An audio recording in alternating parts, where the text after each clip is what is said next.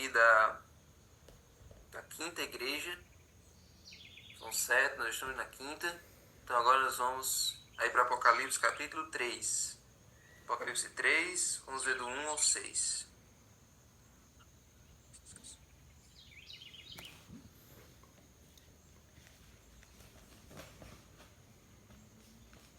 Então vamos para a igreja de Sardes. Igreja de Sardes. Eu só colocar aqui. Igreja de Sardes, ainda falta duas. Ainda falta Filadélfia e ainda falta Laodiceia. Nós vamos para essas duas igrejas na quarta e na quinta. Um dia a gente chega nesses cavaleiros aí. Vamos com calma, um dia a gente chega neles. Então tá aí, ó. Começamos em Patmos, na ilha de Patmos. Aí já fomos para Éfeso, para Esmirna, para Pérgamo, Tiatira e Sardes. Certo? Aí eu tomei a liberdade e fiz um mapazinho mais lúdico para vocês entenderem. Então, ó, tá aqui a ilha de Patmos, a ilha que João tava. Aí, nós já passamos por Éfeso. Vocês lembram que Éfeso foi aquela igreja, a igreja primitiva, que foi do ano 31 até o ano 100, depois de Cristo, da morte de Jesus até a morte de João. A igreja onde tudo estava dando certo, a igreja dos apóstolos. Depois nós fomos para Esmirna, que foi do ano 100 até o ano 313, já não tem mais nenhum apóstolo. Foi a igreja da perseguição romana, e essa perseguição durou até o ano 313, quando houve um decreto para não ter mais perseguição do Império Romano.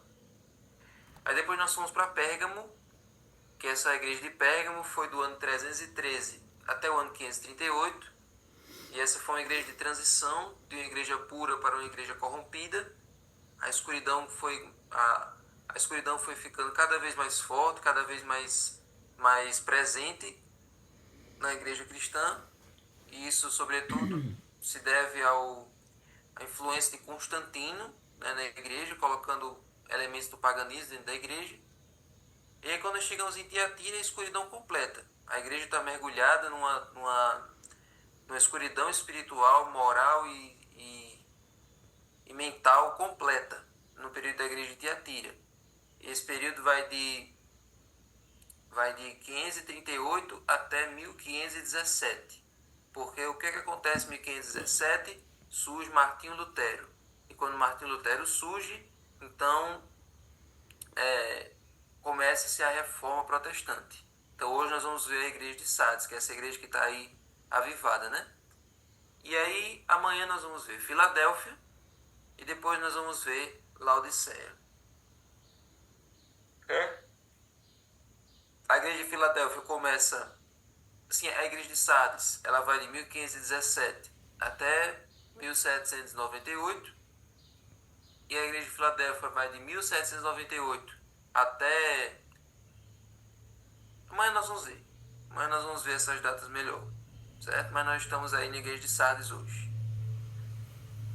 Então olha só,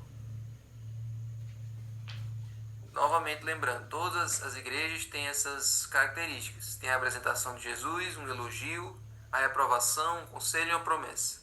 Então vamos ler aqui o que Jesus diz em Apocalipse 3. Ao anjo da igreja em Sardes escreve: estas coisas diz aquele que tem os 7 Espíritos de Deus e as 7 estrelas. Conheço as obras que você realiza, que você tem fama de estar vivo, mas está morto. Fique vigiando e fortaleça o restante que estava para morrer, porque verifiquei que as obras que você realiza não são íntegras na presença do meu Deus. Lembre-se do pojo que você recebeu e ouviu. Guarde-o e arrependa-se. Se você não vigiar, virei como ladrão, e você de modo nenhum saberá em que hora virei contra você. Mas você tem aí em Sardes umas poucas pessoas que não contaminaram as suas vestes. Elas andarão comigo, vestidas de branco, pois são dignas. O vencedor será assim vestido de branco, e de modo nenhum apagarei o seu nome no livro da vida. Pelo contrário, confessarei o seu nome diante do meu Pai e diante do os seus anjos. Quem tem ouvidos, ouça o que o Espírito diz às igrejas. Essa foi a carta à igreja de Sardes. Mas vamos entender primeiro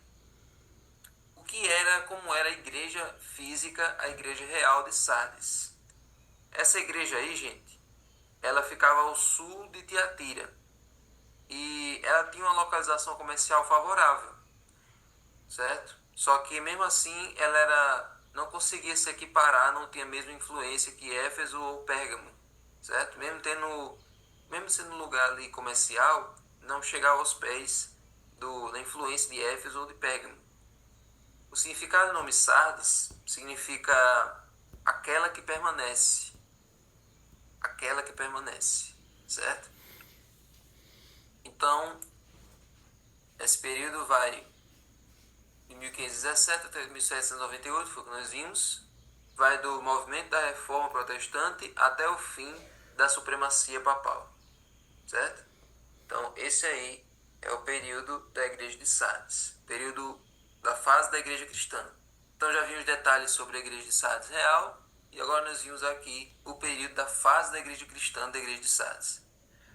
É interessante que a gente fala essas informações da Igreja Real, mas a gente não está nem aí, né, para a Igreja Real. A gente quer saber dos períodos da Igreja. Até porque aquelas igrejas ali é de uma realidade que não interessa muito para nós. O que acontecia com as igrejas reais, com as 7 igrejas reais lá da Ásia. A gente quer saber a fase, o período da Igreja Cristã, certo? Então, gente, o que aconteceu a partir de 1517? A partir de 1517, Deus começou a restaurar a verdade. Deus começou a restaurar a verdade aos poucos. Todavia, Satanás ele também estava querendo perseguir aqueles que praticavam a verdade. Então, vou falar primeiro do episódio triste que aconteceu em 1572, já no meio da Reforma Protestante, que foi o massacre de São Bartolomeu. Quem já leu o Grande Conflito sabe o que foi esse massacre. Nessa noite aí, de 24 de agosto, aconteceu uma carnificina em Paris, na França. Tudo isso a mando da Igreja Católica. Foi uma tentativa de exterminar todo mundo que era protestante, que era chamado Huguenots, que eram os discípulos de João Calvino. Então a Igreja Católica, junto com o rei, o apoio do rei, eles fizeram uma chacina na França e eles mataram aproximadamente, naquela noite, deixa eu só dizer aqui o número aqui para vocês, mas foi um número alto de vítimas, de mortos. E isso aconteceu ali de uma forma diabólica, orquestrada por Satanás, numa tentativa de acabar com o protestantismo na França.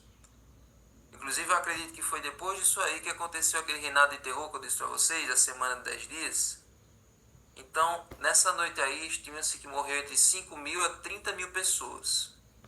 30 mil pessoas, porque estavam defendendo a doutrina protestante lá na França.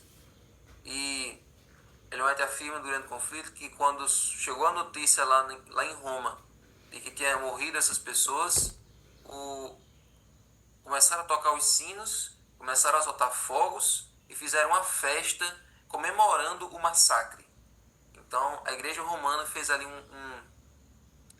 um carnaval, ali fez uma comemoração porque aqueles protestantes tinham morrido lá na França. Então as pessoas foram dormir tranquilas e no meio da madrugada acordaram para serem mortas, para serem ali exterminadas. Então, gente, toda vez que a verdade avança, Satanás tenta cortar, tenta destruir. E isso acontece até hoje em nossas igrejas. Toda vez que a igreja começa a ficar missionária, toda vez que a igreja começa a batizar alguém, toda vez que a igreja começa a prosperar, Satanás dá um jeito de implantar alguma coisa ali para tirar os membros de tempo. Seja uma tragédia, seja um acidente, uma doença, alguma coisa, seja conflitos internos. Espalhar intrigas uns entre os outros. Mesmo numa noite bonita como um batismo, ele coloca algum jeito de ter alguma coisa ruim ali para que distraia a mente dos presentes. Enfim, isso aqui é só uma comparação pequena, mas querendo dizer que Satanás ele sempre está na ativa. Nunca acho que Satanás adormeceu, que ele vai ficar assistindo sem fazer nada. Ele sempre tenta atrapalhar a obra de Deus. Desde o começo ele faz isso, fez na Idade Média, de uma forma violenta, de uma forma agressiva, matando, e hoje ele também tenta fazer com que as pessoas tenham a Bíblia em casa, mas não entendam. Tenham a verdade à sua disposição, mas não compreendam. E na igreja ele faz desse jeito, para que as pessoas não tenham acesso e não sejam transformadas pela verdade. Pode até conhecer a verdade como ele conhece, mas que a verdade não muda a vida deles. Certo? Mas aí, gente, a reforma começou com esse homem aí. Começou com Lutero. Lutero era um monge. Lutero era consagrado a Deus. E ele, antes de ter uma experiência real com Jesus, ele acreditava que se ele se torturasse, se ele se flagelasse, ele teria o perdão dos seus pecados. Até que o mentor dele, que era um padre também bastante temente a Deus, ensinou a ele que a salvação é unicamente pela graça de Jesus. Não é pelo que o ser humano faz ou deixa de fazer, não é por penitências ou tortura, é confiar no sangue e no presente da graça de Deus. Então Lutero passou então a amar mais Jesus, a compreender mais o papel dele na nossa salvação, e ele começou aos poucos a desvendar algumas coisas que até então eram ocultas para ele. Então aquela história que eu contei a vocês de que ele achou uma Bíblia acorrentada no mosteiro, ele pegou aquela Bíblia e viu que aquela Bíblia estava em latim. Então ele começou a achar estranho por que a Bíblia não estava na mão das pessoas e principalmente não estava na língua que as pessoas falavam. Que ele morava na Alemanha, então ele ficou começando a achar estranho por que os alemães não tinham acesso à palavra de Deus. E aí um dia ele foi para Roma e ele tinha essa fixação, ele tinha essa fantasia de que Roma era a cidade perfeita, que Roma era essa cidade maravilhosa, era como se fosse uma Jerusalém. E nessa viagem, nessa peregrinação que ele fez para Roma, lá ele se decepcionou bastante. A cidade era uma porcaria, a cidade era fedendo o esgoto a céu aberto, e não só o esgoto físico, mas também o esgoto espiritual. Porque ele viu ali que os padres, os monges, os clérigos, todos eles viviam na gandaia, uns com os outros, às vezes acontecia uns com os outros, mas também tinha bordéis, tinha prostíbulos, né, para padres. Eles iam para lá para praticar o que eles queriam fazer. E havia muita extorsão, havia muito roubo, havia muita safadeza acontecendo em Roma.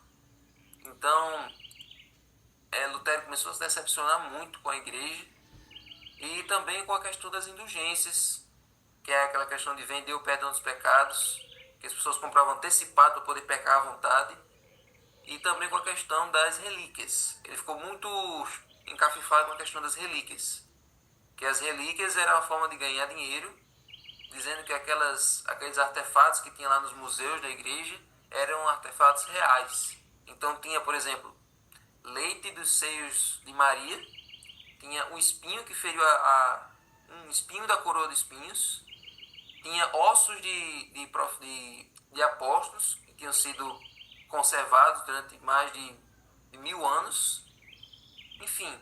E tinha a cabeça de João Batista, podia ser um crânio qualquer que eles pegaram do cemitério e disseram que era o crânio de João Batista. Então as pessoas que eram tapadas, as pessoas que não tinham conhecimento de nada, elas peregrinavam até Roma para acessar essas relíquias, para conseguir as indulgências, e só dando dinheiro, o pouquinho de dinheiro que elas tinham, elas davam para a igreja ficar cada vez mais rica. E assim a verdade não era conhecida por ninguém. Então um dia Lutero criou coragem e ele escreveu um documento chamado 95 Teses sobre a justificação pela fé, e apontando também todos os erros, os podres da igreja católica, e colocou na porta de uma igreja chamada Westminster.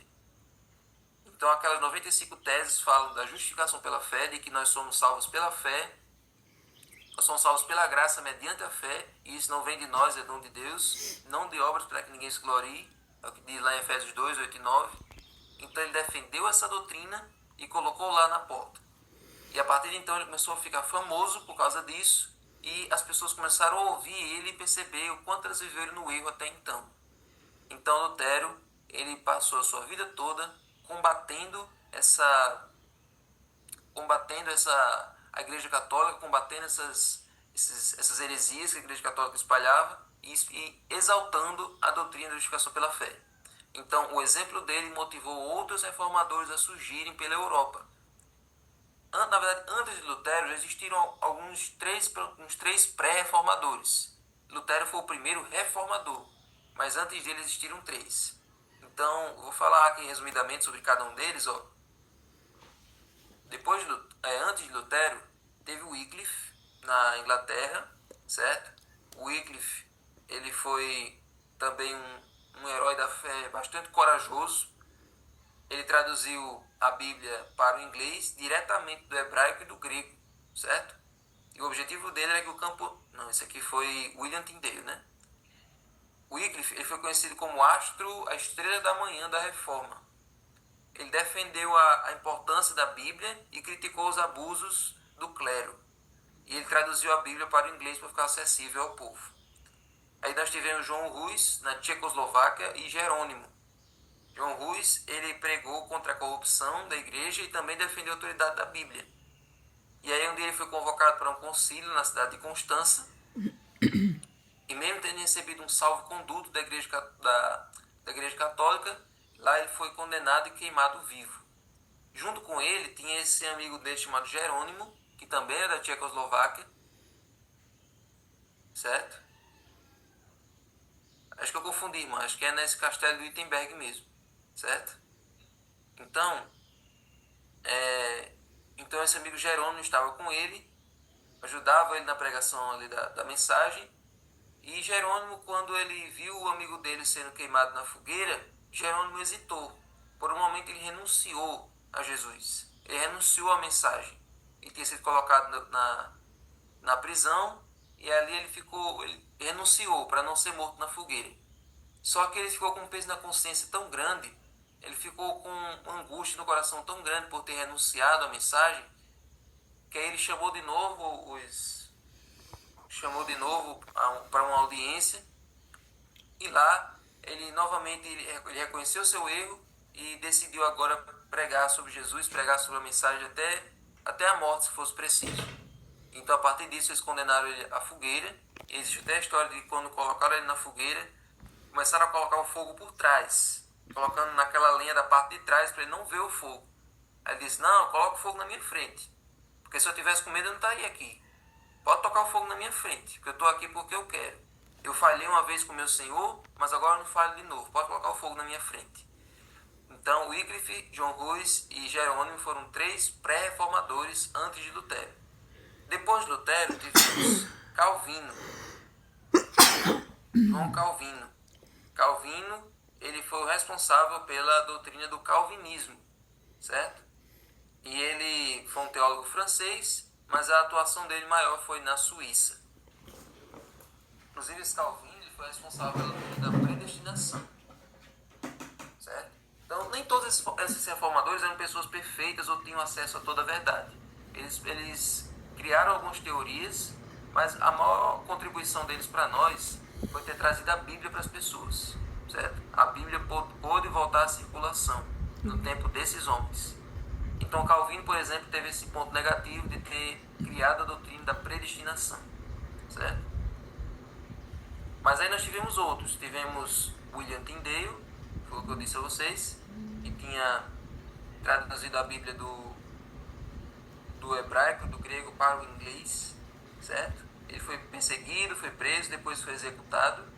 Tivemos John Knox, que foi um reformador da Escócia, certo? Ele foi influenciado por Calvino. Tivemos o Zwinglio, também na Suíça.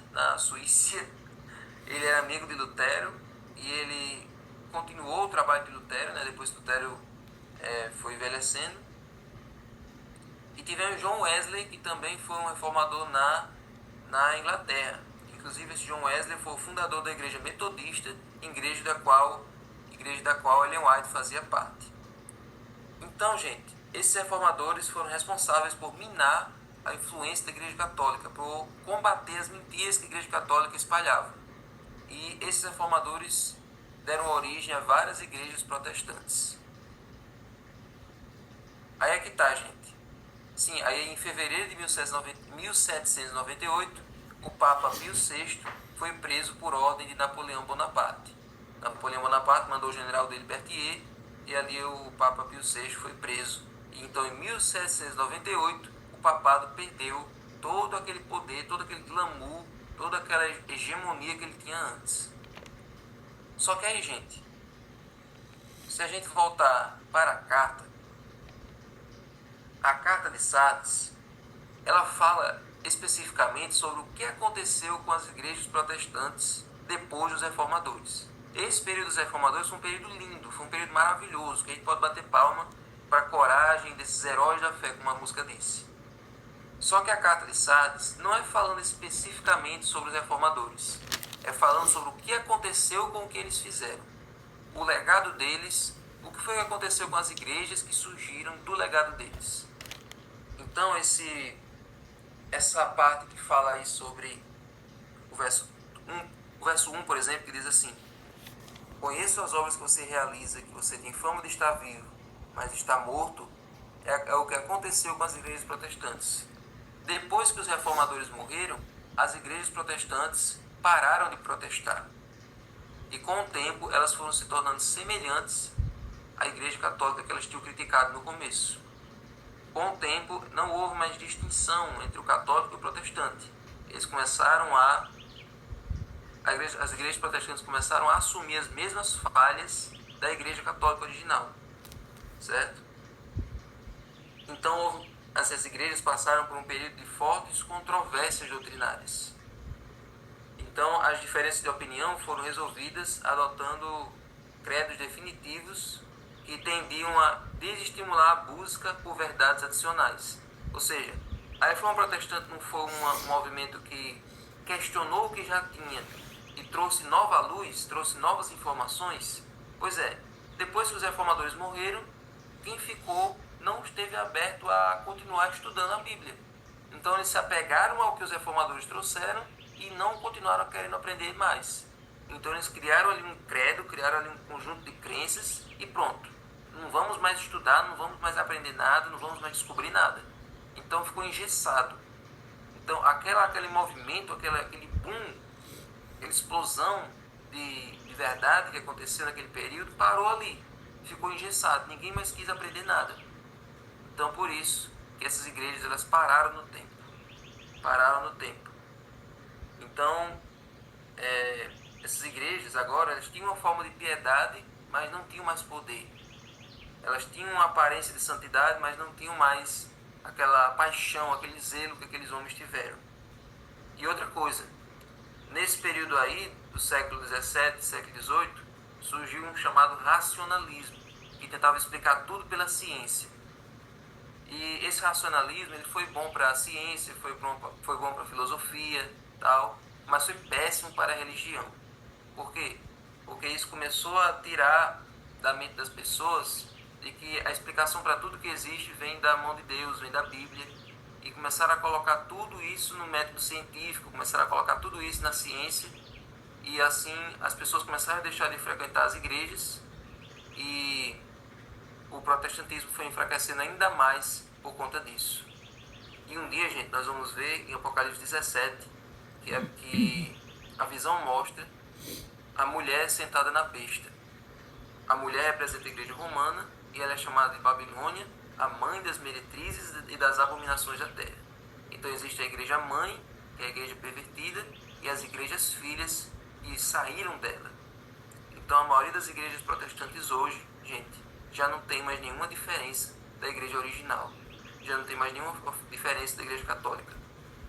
Então elas surgiram de uma maneira positiva. Trouxeram a Bíblia para o mundo das pessoas. As verdades foram restauradas. Mas como essas verdades não foram não transformaram totalmente a vida das pessoas, então essas igrejas hoje mergulharam também nessa confusão espiritual. Então, gente,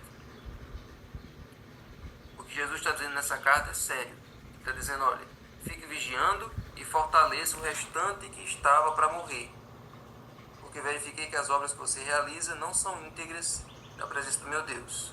Então Jesus está dizendo para eles se arrependerem, está dizendo para essas pessoas vigiarem e se apegarem à verdade que um dia elas tiveram, para que elas possam ser, para que quando Jesus voltar, elas não sejam pegas de surpresa.